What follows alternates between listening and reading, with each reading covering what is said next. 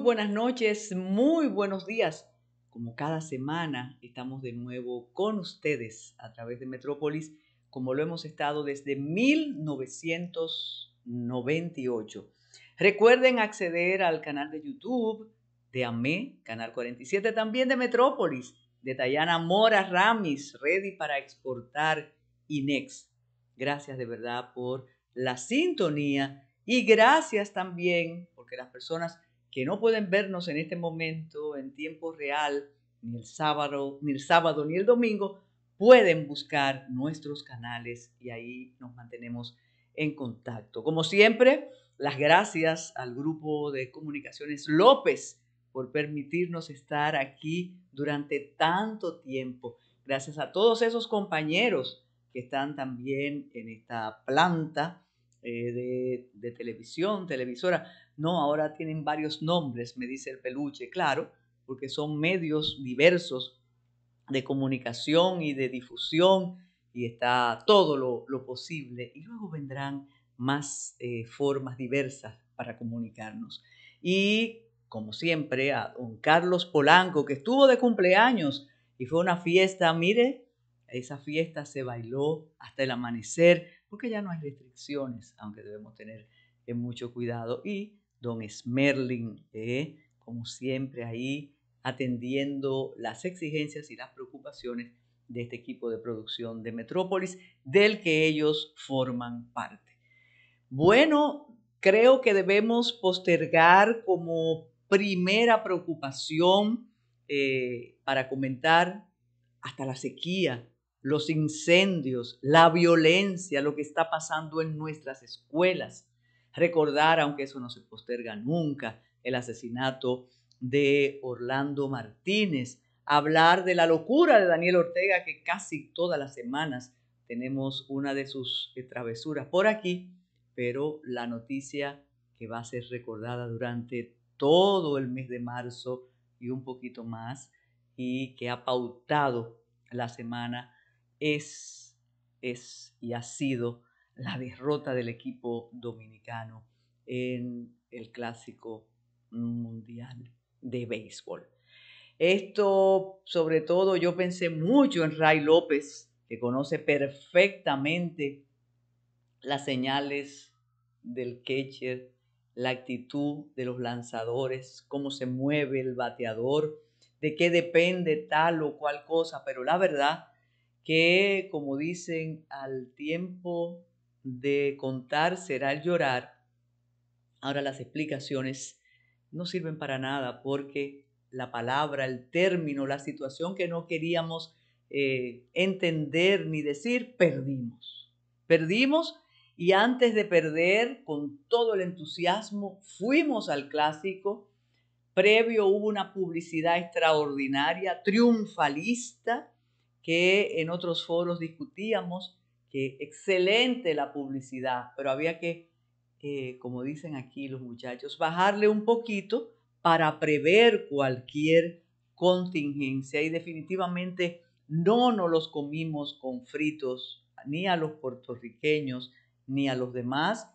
Se han pronunciado de manera muy sincera las personas que son responsables de alguna manera de este asunto. Vamos a compartir con ustedes las declaraciones de algunos peloteros y sobre todo de el armador de este equipo.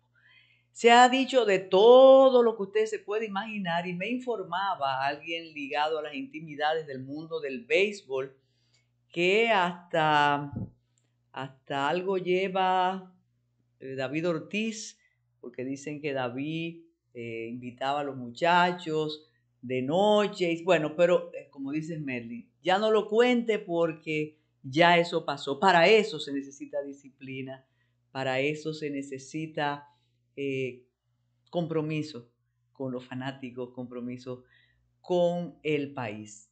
Además de la publicidad, no olvidemos el entusiasmo del presidente de la República y de la primera dama de la pareja presidencial. Ellos actuaron como si ya hubiéramos ganado y eso tiene, como dije, sus inconvenientes. Viajaron para lanzar la primera bola y aquello fue todo un espectáculo, como todo cuando se trata de la familia presidencial. Todo es único, todo es como si nunca hubiera ocurrido, y recordemos que el regreso del presidente provocó una serie de comentarios íntimos que coparon las redes. No se pensó la posibilidad de pérdida, sobre todo, y no podemos eludir ni omitir esa realidad, sobre todo de Puerto Rico, un país, unos hermanos, unos casi vecinos que queremos muchísimo, que tenemos una historia de cercanías, pero también de prejuicios y de lejanías, porque recuerden toda aquella historia de los mojaditos y el prejuicio y cómo nos consideraban menos. Siempre la vida da vueltas y ahora hay un desnivel, pero yo creo que independientemente de lo que dicen aquí todos los muchachos, si pasa en política, pasa en la vida, quien gana es el que goza o es la que goza, pero ojalá hubiéramos evitado las ofensas y las burlas, pero eso es irremediable. Pasó algo para los puertorriqueños no agradable, que fue que en la euforia empezaron a saltar, a brincar, y una figura estelar del equipo sufrió un percance en una pierna y posiblemente lo inhabilitará para continuar con los juegos. Smerling va a compartir con ustedes, con nosotros, las declaraciones de después, del día después, con esos golpes en el pecho que realmente ya perdimos. Esa es la realidad. Lo mejor y lo más humano y condescendiente, es decir, y ahora esperar 4 años más para recuperarnos. Pero creo que si hacemos un sondeo, no imaginamos en ningún momento la derrota, y menos una derrota de esa magnitud y de ese equipo. Quienes tienen ese ojo deportivo muy agudo nos comentaron desde el juego con Venezuela, me decían, estos muchachos no están por dar todo de sí. Y entonces por ahí siguió el asunto. Así que vamos a compartir lo del día después, las declaraciones de lo lamento, de yo soy culpable, de yo soy responsable. Adelante con esos videos de el día después, Smerling. Yo siendo el dirigente del equipo de la República Dominicana, teníamos los jugadores que nosotros creíamos que eran los jugadores que podían tomar los turnos buenos. Rafael Devers es uno de los mejores jugadores de las grandes ligas, sin duda alguna. Pasó por una serie no muy buena, yo sé que es una serie corta. Vuelvo y repito, toda la culpa mía por, como ustedes dicen, no traer un bateador emergente por Devers. Si lo tuviera que hacer otra vez, lo volvería a hacer igual. ¿Entiendes? Yo confío en los muchachos, yo sé que perdimos la serie, nadie está más decepcionado que yo.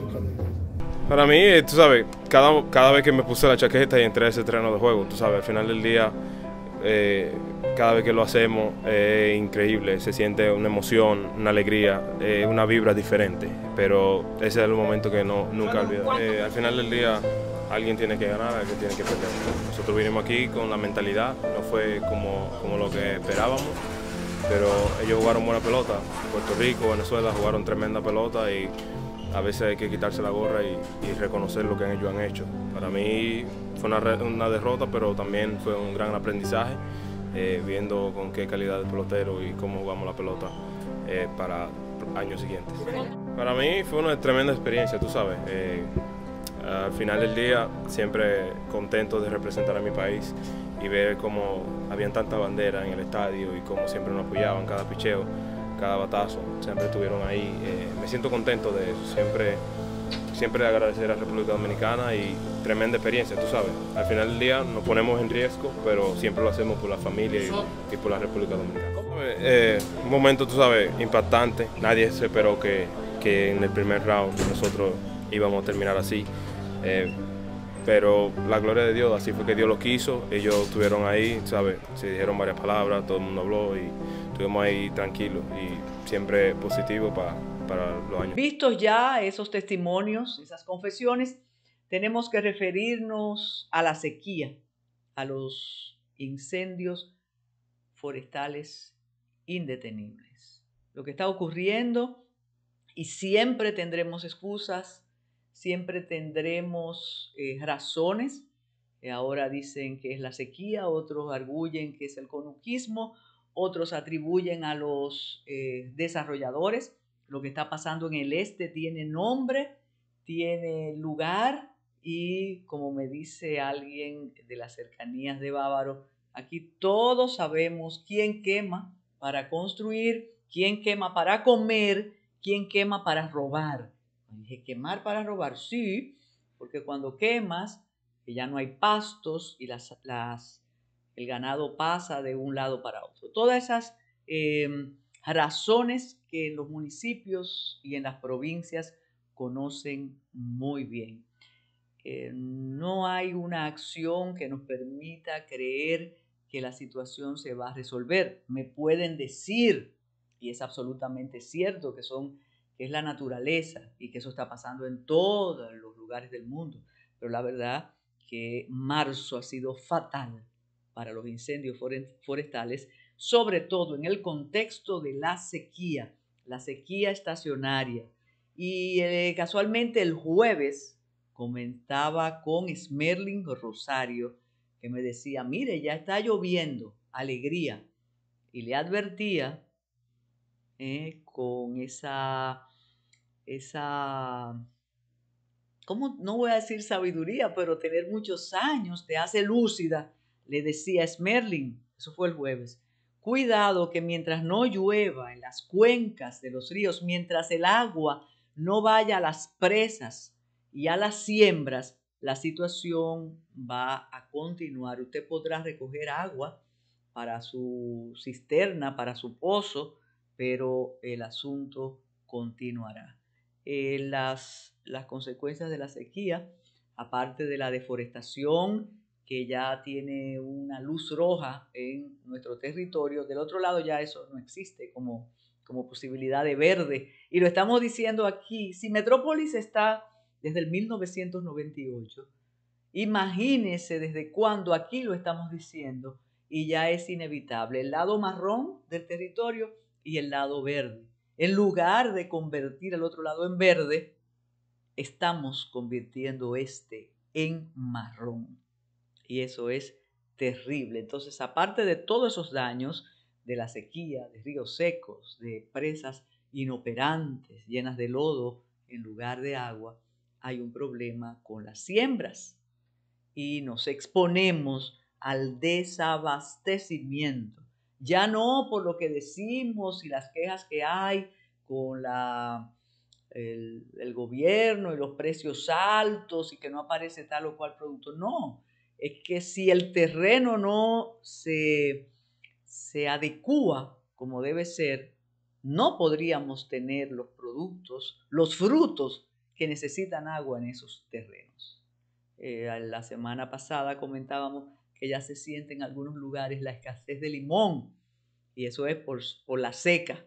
Es siempre el optimismo que será marca cambio, ha hecho decir desde el ministro de Agricultura hasta el administrador del Banco Agrícola, hasta el apreciado amigo de Proconsumidor, que aquí no habrá desabastecimiento. No es lo mismo que dicen algunos productores, pero mientras tanto dicen que el presidente, además de inaugurar cada día algo, una obra de cemento, y sobre todo los hoteles, los primeros palazos, el presidente está muy preocupado por los efectos de la sequía estacionaria, que cada vez se agudiza más por todos los problemas que tiene el planeta. Fíjense que fue condescendiente, es el planeta. Pero una pregunta que hacía en una reflexión una apreciada comunicadora. ¿Y si sabemos que la sequía viene cada año, no podríamos prever los efectos? ¿No podríamos tomar las medidas correspondientes para que no sea tan terrible la falta de agua. Nada más hay que hacer un vistazo por alguno de los barrios periféricos, solo en el Gran Santo Domingo, para que ustedes noten la inconformidad y la desesperación por la ausencia del líquido y la inversión que tienen que hacer familias de escasos recursos para comprar los camiones de agua, repartir el costo entre toda la vecindad, y el camión le dura muy poco para suplir las necesidades cotidianas de una barriada, de un vecindario. De modo que no he visto esa campaña. Aquí me preguntan, lo habíamos dicho en semanas anteriores, así como hacemos tantas campañas para divulgar las bondades del cambio, debíamos utilizar esos espacios y enseñarnos, porque todos tenemos que aprender, enseñarnos cómo ahorrar agua. Casualmente en principio de esta semana, unas dominicanas residentes en Alemania hace muchísimos años contaban al periódico Listín Diario cómo las enseñan a ahorrar agua hasta unos extremos, pero eso vale en países fríos, ya me lo decía Merlin. No diga eso aquí, no, que nosotros somos muy higiénicos realmente en términos personales. La higiene colectiva ya eso es otra cosa, cómo están los frutos en la calle, cómo tiramos la basura. Pero decían estas dominicanas residentes en ciudades alemanas hace 20, 25 años, que ahora le están diciendo cómo ahorrar agua en las casas, cómo evitar el dispendio con esos baños de ducha que nos gustan tanto y cómo cerrar la llave cada vez que intentamos una medida de higiene en cada una de las casas. De modo que este es el primer bloque con la frustración de la pérdida en el mundial. Ya vimos lo que dicen los responsables y con la advertencia de que la sequía va a continuar. Dicen que hasta abril se sentirán los efectos y que los fuegos forestales tienen unas consecuencias que no se compensan en los próximos 10 años. De modo que a denunciar los mismos cuando están comenzando y a tratar de evitar que continúen.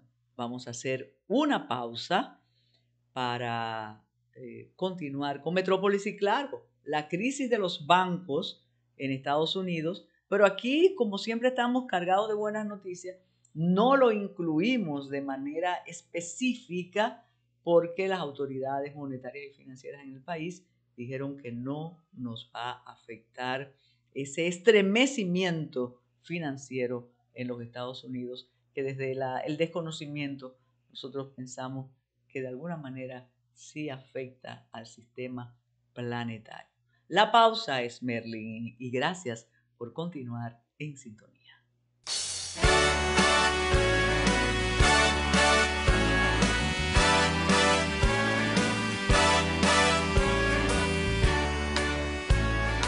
Continuamos con esta entrega de Metrópolis.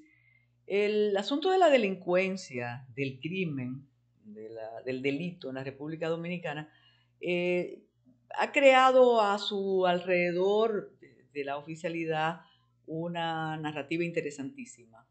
La policía es la culpable de todo lo que nos pasa, estamos reformando la policía. Cuando tengamos, es como una receta, cuando tengamos buena policía y código penal, ya aquí no va a haber problema, y eso no es así.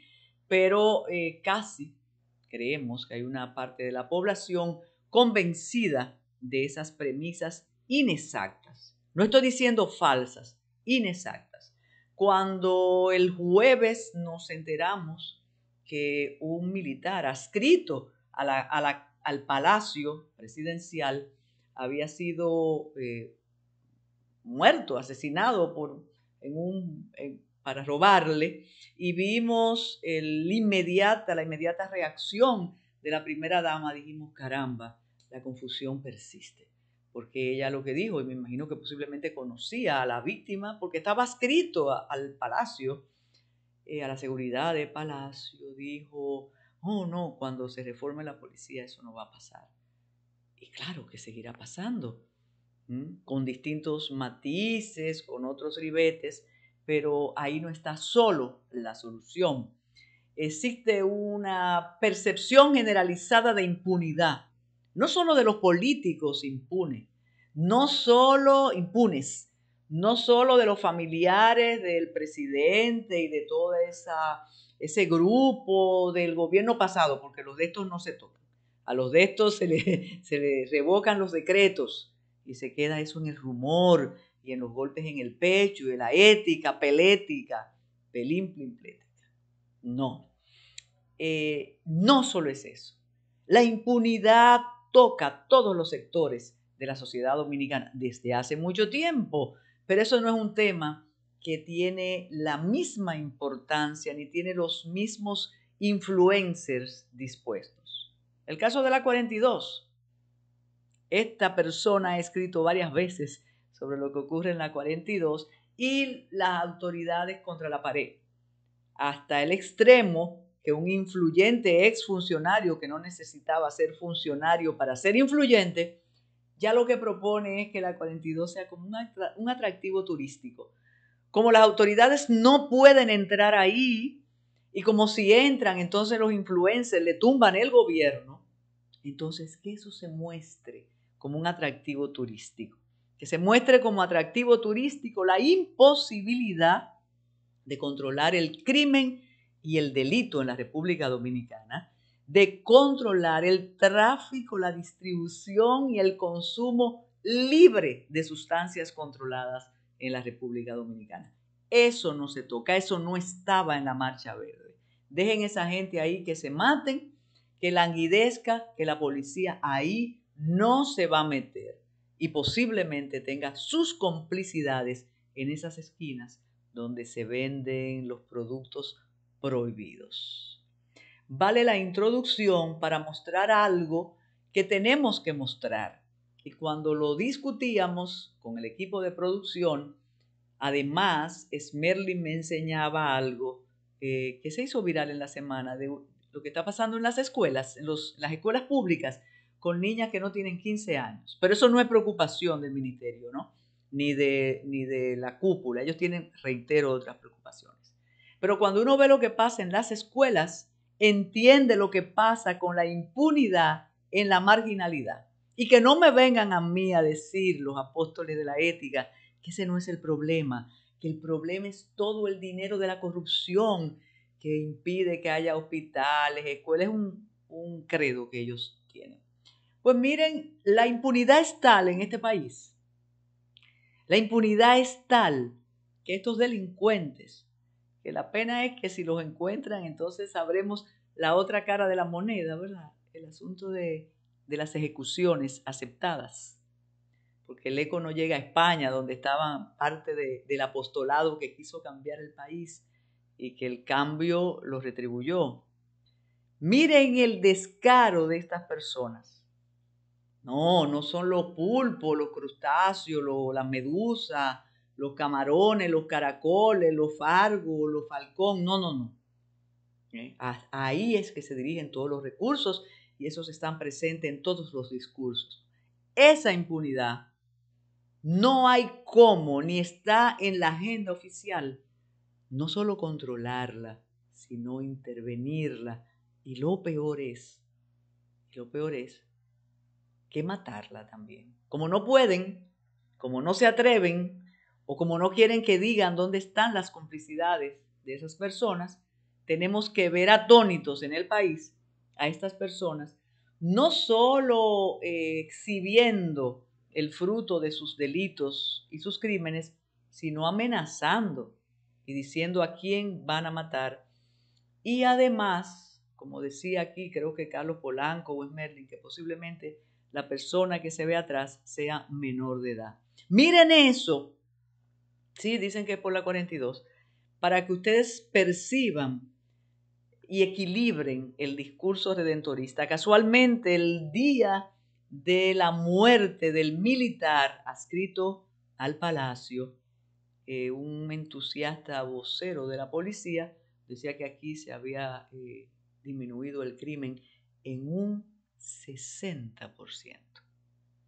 60%. De modo que esto que dicen estos muchachos, parece que ya el eco, el aleteo del tiburón que se va. Reitero, es muy lamentable tener que exhibir imágenes, videos con esas características, pero quizás sea importante hacerlo para saber hasta dónde llega la fantasía y hasta dónde estamos imposibilitados de enfrentar el crimen y delito cuando no se trate de persecución a la corrupción administrativa. Eso sí, el peculado, la corrupción, los desfalcos, la estafa contra el Estado, todo eso sí. Pero eso no, bueno, exactamente, la odontóloga en Mao, que confundieron su vehículo con el de un delincuente y como ella dijo, viva para contar. Entonces miren el descaro de la delincuencia impune en este país. La impunidad no solo tiene yates y cuello blanco, corbata e iglesias, no. Eso es impunidad, porque si esos muchachos dicen eso, es porque ellos saben cómo y a quién le dirigen esa exhortación. Él no quiere contigo. ¿Quién no quiere problema conmigo? Tú lo tienes ya. Pero ya tú lo tienes, mijo, tú lo tienes. Tú no sabes en verdad qué es lo que te hiciste, muchacho. Mira, no te he dicho un cuento de cuando yo me fumo los diablitos, en qué me convierto. Y la gente que ha matado. Yo era un pariguayo, te estoy diciendo. Lo que tú hiciste, muchacho, déjate de mí. Yo no tengo más ya. Dile, Rulo, mira, nos llevamos ese botín, tú sabes, nos llevamos pila de droga. Señálale, dale, Rulo, dale con la vaina. No, mira, te vamos a dar con el que tú le vas a dar, con ese que te vamos a dar en la cabeza, viste, durísimo, viste. Esa pistola semilla tan buena, todita las cuatro. Mira, mami, dale. Mira, para ahí, tiene la discrin ahí. Después de haber visto eso, tenemos que recordar la muerte, el asesinato de Orlando Martínez. Orlando Martínez se considera una víctima de la represión de los 12 años, víctima del abuso de poder de los adláteres de Joaquín Balaguer. Nunca se ha escrito la página en blanco donde supuestamente Joaquín Balaguer decía quién había matado a ese joven periodista que había enfrentado los grupos de poder de entonces, se había inmiscuido en las diferencias entre los militares que eran amos y señores del país. Siempre, cada año, 17 de marzo, hay que recordar a Orlando Martínez con un pensamiento, con una evocación para la dignidad y la seriedad en el ejercicio del periodismo, algo que cada día se va diluyendo. Cuando regresemos, vamos a compartir con ustedes otra de las locuras de Daniel Ortega, con un corto de un medio digital que se atreve a decir y a decirle al mundo, a comunicarle al mundo lo que está ocurriendo en Nicaragua, que un representante de la iglesia local dijo que ya le parece que Daniel Ortega ha perdido la razón. La pausa para compartir con ustedes ese corto del periodista Chamorro, que vienen de una familia de periodistas y de opositores, y también para recordar a un grande de la música, a un grande del tango, Astor Piazzolla.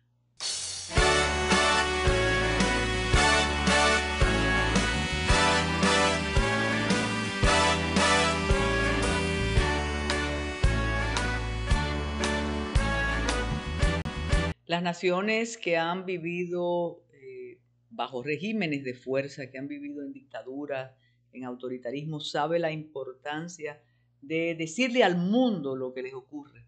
En la época de la globalización de la comunicación se podría decir que, bueno, todos sabemos todo lo que está ocurriendo y no es así, porque cuando se restringe la comunicación, cuando se toman todos los medios, como ha pasado en Nicaragua, se hace cada vez más difícil divulgarle al mundo lo que está ocurriendo. Cuando los periodistas le impiden llevar cámaras o las registran, ya no se pueden sacar los los rollos porque cualquier móvil puede registrar las imágenes. Entonces estos medios alternativos permiten decirle al mundo lo que está ocurriendo. Ahí siempre compartimos declaraciones a través de ese medio dirigido por uno de los chamorros de esas familias odiadas por Daniel Ortega, pero que antes colaboraron para la construcción de la democracia. Compartimos con ustedes este corto porque lo consideramos de interés. Luego vamos a evocar un aniversario más, en el aniversario del nacimiento de Astor Piazzolla, que fue a principios de marzo, pero nos encontramos con este reportaje exquisito, que además da cuenta de que Astor Piazzolla y Carlos Gardel se conocieron y compartieron. Así que les dejo con el reportaje sobre lo que está pasando en Nicaragua ahora, la última travesura o la última locura de Daniel Ortega, y luego recordando a Astor Piazzolla en ese corto y que establece la relación entre dos grandes de la música argentina. Y después, ready para exportar, como siempre, con Tayana Mora Ramis. Adelante, don Smerling. Y ahora vamos a la noticia de última hora que publicó esta mañana Confidencial. El dictador Daniel Ortega ordenó la suspensión de las relaciones diplomáticas de Nicaragua con la Santa Sede, la máxima institución de la Iglesia Católica en el mundo. La decisión la adoptó unas horas después de publicarse una entrevista con Infobae en la que el Papa Francisco calificó como una dictadura hitleriana al gobierno de Nicaragua, de cuyo máximo dirigente Daniel Ortega comentó que padece un desequilibrio. Fuentes diplomáticas en Roma confirmaron a Confidencial que la representante del gobierno sandinista ante la Santa Sede, donde no hay un embajador, pero sí la ministra consejera Yara Pérez, notificó de forma verbal sobre la ruptura de relaciones en la Secretaría de Estado del Vaticano en Roma. El alegato oficial para justificar la suspensión fueron las declaraciones del Papa Francisco, en las que por primera vez se refirió de forma contundente a los ataques del régimen contra la Iglesia Católica y expresó su solidaridad con el obispo Rolando José Álvarez, que se encuentra encarcelado. Este mediodía el Ministerio de Relaciones Exteriores anunció en un comunicado oficial que el gobierno de Nicaragua ha planteado al Estado Vaticano una suspensión de las relaciones diplomáticas. Con esta abrupta decisión, Daniel Ortega y Rosario Murillo pondrán fin a un vínculo diplomático de más de un siglo entre Nicaragua y la Santa Sede, ya que las relaciones comenzaron en 1908. De esta manera, el régimen de Ortega ingresará además a un reducido grupo de 13 países que no mantienen relaciones diplomáticas con la Santa Sede. 4 de estos países tienen gobiernos comunistas: China, Vietnam, Corea del Norte y Laos. 8 son musulmanes: Somalia, Omán, Mauritania, Maldivas, Islas Comores, Brunei, Afganistán y Arabia Saudita. Y el otro es Bután, un reino budista en el sur de Asia. De acuerdo con la fuente diplomática en Roma de Confidencial, el gobierno de Ortega le dio una semana para irse del país al secretario de la Nunciatura en Managua, Monseñor Mavalle Diouf, quien desde el año pasado funge como encargado de negocios luego que la dictadura expulsó de facto al nuncio apostólico, Monseñor Valdemar Sommertag, el 5 de marzo de 2022. Con la expulsión del nuncio, en 2022 se arreció un periodo de persecución y acoso contra la Iglesia Católica en Nicaragua. El gobierno ha cerrado emisoras católicas, ha profanado iglesias, ha expulsado a monjas de la Orden Misionera de la Caridad, ha prohibido las procesiones religiosas y ha encarcelado y condenado al obispo Rolando Álvarez y ha desterrado y declarado apátridas a por lo menos 8 sacerdotes. Además, Ortega ha llamado terroristas a los obispos, a quienes también ha acusado sin presentar nunca alguna prueba de ser cómplices de un supuesto intento de golpe de Estado para derrocarlo.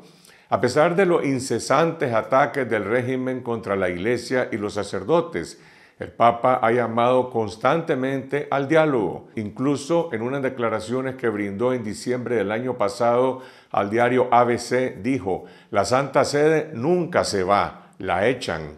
Siempre trata de salvar las relaciones diplomáticas y salvar lo que se pueda con la paciencia y el diálogo.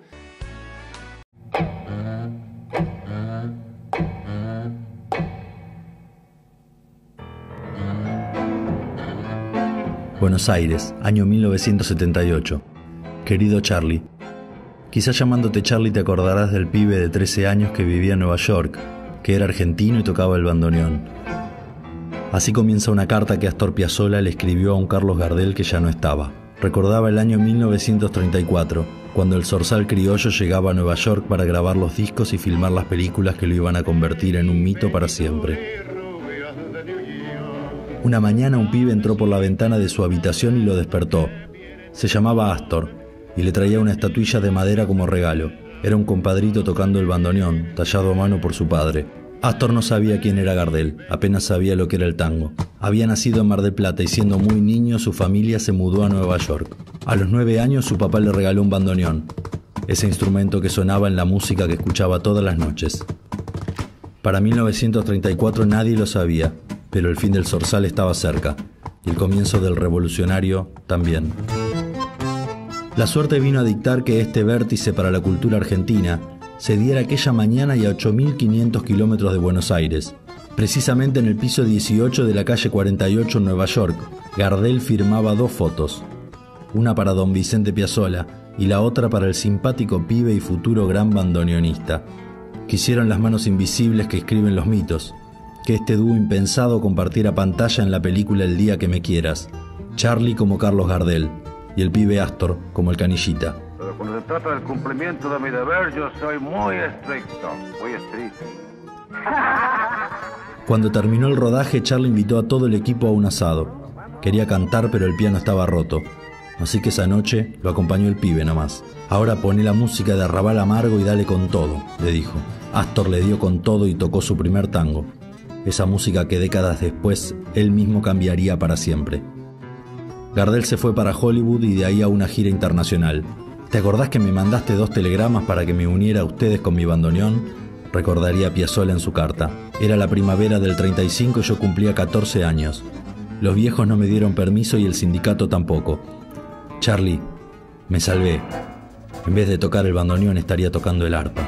El 24 de junio de 1935, el avión que llevaba a Carlos Gardel se estrellaba en Medellín, y entre los restos de la catástrofe alguien encontraría una estatuilla de madera. Era la figura de un compadrito con un bandoneón, y decía: al gran cantor argentino, Vicente Piazzolla.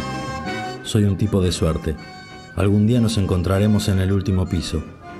Espérame, pero no te mueras nunca. Astor Piazzolla. Así terminaba la carta que en pocas palabras contenía el corazón de toda una cultura ciudadana. El mito, la revolución, el tango.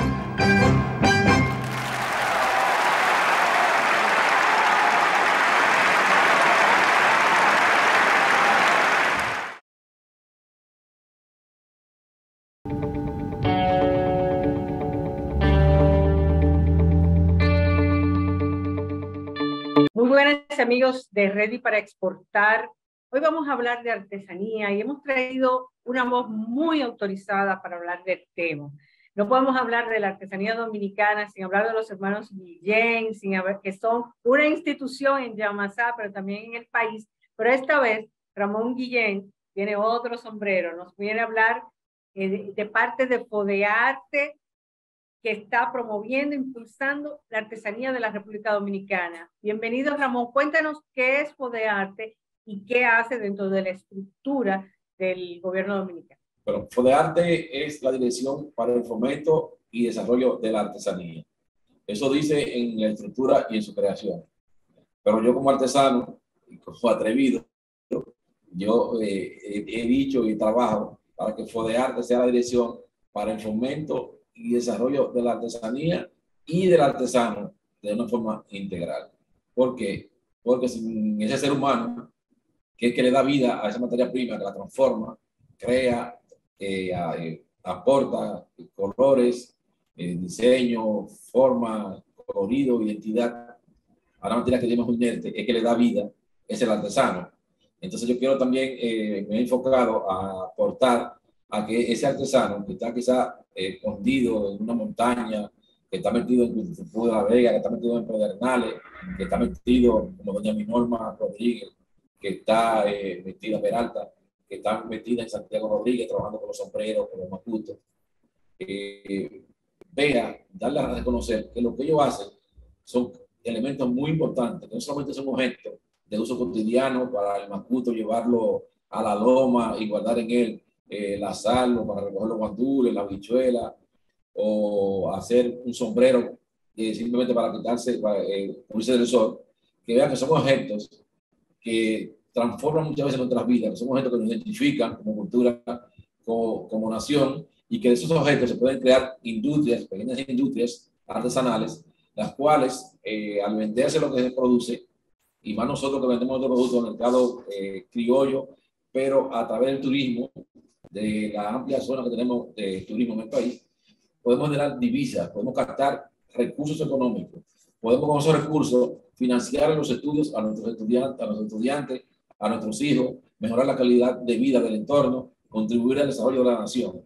Y muchas veces el artesano no sabe que hace un objeto, pero no sabe la trascendencia que tiene ese objeto, tanto en la vida de él como en la vida de su entorno y en la vida tradicional, porque muchos de estos objetos fueron aprendidos de ese africano que vino hace 500 años aquí a América, traído como consecuencia de la conquista, o de ese mismo español que vino conjuntamente también con él luego, y la conjunción con los taínos, y esos elementos de identidad están ahí presentes y son los que aportan y hacen que seamos más dominicanos cada día, y que tengamos una identidad, que tengamos unos criterios, una idiosincrasia, un folclore como nación. Entonces yo quiero que esos elementos, el artesano sepa que él no es un simple productor de un objeto, que él es un portador de tradiciones, que él es un microempresario por pequeña cosa que haga, y que es importante tanto para el entorno productivo que hace, como para el entorno de los microclimas, para el entorno del ecosistema, para el entorno de que no contamine con lo que esté haciendo, que pueda reforestar, el que tumba la palma, el que tumba el coco, el que tumba el almácigo allá en Cambita, como los puellos, para hacer los gallos famosos que hacen, que se venden en toda parte del mundo. O sea, que haya una articulación, que haya lo que decía, que sea integral, que conozcamos la familia de los artesanos, que podamos buscarles becas para que se capaciten, para que estudien, para que trasciendan, que si los fortalecemos a través del Estado, los formalizamos, ellos mañana puedan crecer, puedan ser entes de crédito, puedan ir por mi pyme, donde señor Peralta, y conseguir un préstamo, porque tienen una identidad. ¿Y qué es esa identidad? Esa identidad se le hemos dado desde aquí con un carnet gratuito que le da FODEARTE, porque yo digo muchas veces, usted médico tiene su carnet, si es profesor tiene su carnet, los ingenieros tienen su gremio y tienen su carnet, pero el artesano, mucha gente dice, soy artesano, entonces cuando te dicen por ahí, ¿qué tú haces? Dame tu cédula, tú das la cédula, ¿y qué te hace? Tal cosa. Entonces, le hemos dado ese carnet, que quizá mucha gente diga, pero eso no es un carnet, es un plástico, no es un plástico. Es algo que te da identidad, que te da asociatividad, que dice a qué grupo social tú perteneces. Entonces, todo lo que podamos ayudar, Dios, en fortalecer la integridad del artesano, mejorar su autoestima, mejorar sus condiciones de vida, estamos tratando de llevarlo de aquí de FODEARTE a través de esos objetos que ellos crean en todos los puntos del país y con diferentes materiales. Ese desarrollo integral de esas MIPYMES de artesanía, y qué bueno que tú lo orientas ahí, porque es importante, como tú dices, que a veces nosotros vemos el artesano como alguien que hace algo de sobrevivencia, y no con todo ese potencial, como tú dices, ese valor agregado que el artesano le trae al turismo, a la marca país, a lo que somos, a esa identidad dominicana. ¿Qué podemos hacer desde otras instancias tanto pública como privada, ¿cómo podemos aportar, cómo podemos ayudar a que el sector se desarrolle? Es más entrenamiento, es más apreciación desde el mercado para nosotros poder promocionar y vender más ese tipo de artesanía nuestra y no estar importando solamente productos artesanales extranjeros. ¿Qué es lo que podemos hacer como desde entidades públicas y privadas para apoyar más el sector? Yo creo que hay lo que es un elemento que es que conciene, que es que amarra, que da las directrices para responder a esa pregunta que tú me haces. Y yo digo que ese elemento se llama lo que es la identidad. O sea, desde aquí dentro, la producción que hay artesanal desde aquí dentro, el artesano, el dominicano, no consume tanta artesanía. Uno de los factores es el factor, diríamos, sociológico, económico, que muchas veces el hombre empieza a contemplar lo que es el arte, la cultura, la literatura, cuando tiene resueltas sus necesidades básicas. Esa es una parte teórica, sociológica que te dice. Pero en la realidad muchas veces no es así. Hemos estado, por ejemplo, en Nicaragua, que es un país más pobre que República Dominicana, Guatemala, que estamos más o menos a la par, estuvimos en Ecuador, que anda por ahí también, y ellos reconocen, valorizan y revalorizan todo el legado cultural que tienen. Cualquier esquinita que usted vaya a un negocio en uno de los países, y Jamaica, que tuvimos ahora también en estos días, usted va a encontrar una decoración de sus elementos tradicionales. En México, por ejemplo, todo lo que tú ves es la tradición de los mayas, los aztecas, los incas. Si te vas a Perú, Bolivia, entonces nosotros nos hace falta desde la escuela darle más revalorización a lo que es nuestra cultura, a lo que es nuestra identidad. Y más nosotros que estamos viviendo de frente al turismo. El turismo no es solamente playa. Y hemos querido vender como República Dominicana como turismo de playa. Entonces la parte cultural está un poco dormida. Y esa parte cultural hay que despertarla. Y quienes estamos llamados a que prevalezca todo el arte, la cultura, somos nosotros los artesanos. Y cuando hablo de artesanos, hablo del pintor, hablo de los escultores también. Todo lo que tenga que ver con esos elementos folclóricos, étnicos, el que produce también el gastronomía artesanal, está llevado a la mano de que pueda aportar y que esos elementos trasciendan para la vida del dominicano. Entonces, desde el Estado y la parte que yo quiero aportar como ente gubernamental es eso, es que vamos a educar más a nuestra población con relación a la importancia que tiene el arte, que tiene la cultura para el desarrollo y para la identidad de los pueblos. Entonces nosotros andamos detrás ahora formando esos artesanos, dándole cursos en todo el mundo del país. ¿Para qué? Para no quejarnos de que decimos que la artesanía viene mucha de fuera. ¿Pero por qué viene mucha de fuera? Porque aquí tampoco hay muchas ofertas.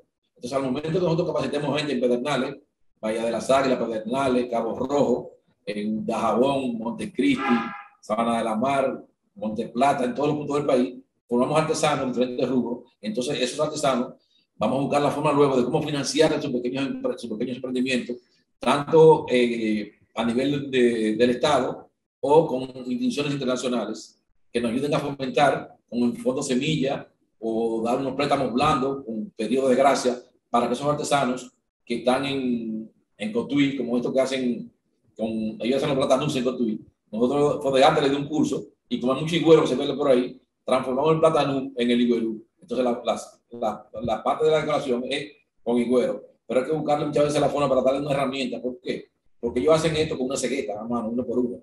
Al momento que yo le doy un Dremer, un router o un láser, él va a hacer cientos y cientos con mayor calidad y va a poder penetrar al mercado de una forma ya más competitiva. Bueno, contigo podríamos estar todo el tiempo conversando, pero antes, ya se nos acaba el tiempo, pero antes de que te vayas, quiero que brevemente comentes cuál fue la experiencia, porque oí los comentarios positivos de la experiencia en Jamaica para los artesanos y de la recepción del mercado jamaiquino. Bueno, nosotros hace ya una semana y algo, estuvimos en Jamaica, fuimos invitados, primero quiero dar un poquito de recuento de cómo llegamos allá.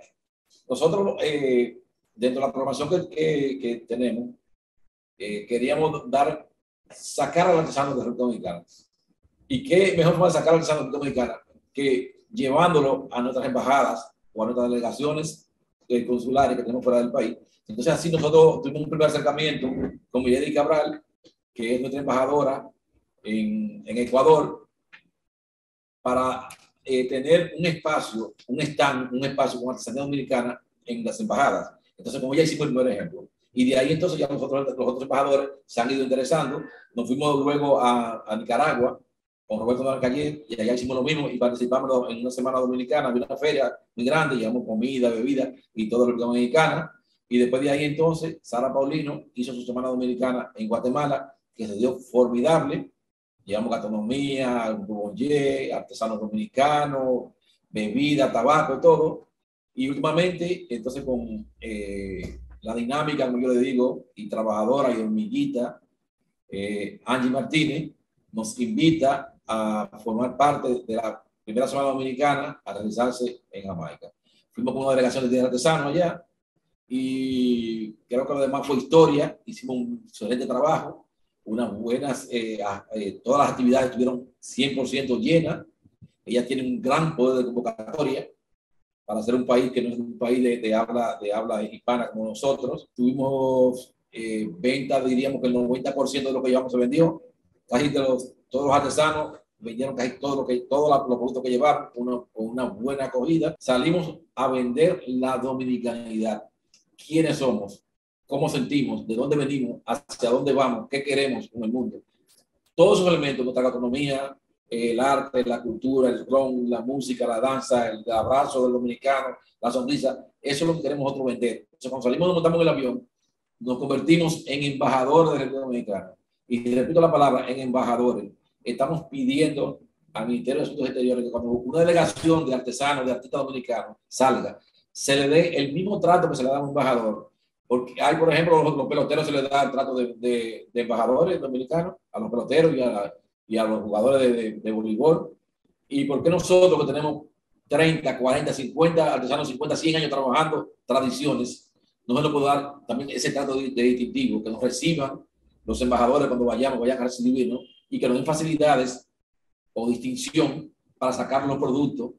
Porque tengo 30 y pico de años viajando y nunca en una delegación se ha quedado ningún dominicano fuera. Y quiero que el Estado y que el dominicano vea que detrás de cada elemento de esta artesanía hay un ser humano que hay que conocer, que hay que valorar y que hay que respetar y que hay que ayudarlo comprando esa artesanía, decorando los funcionarios en el espacio público. Son muchas oficinas que hay en el dominicano.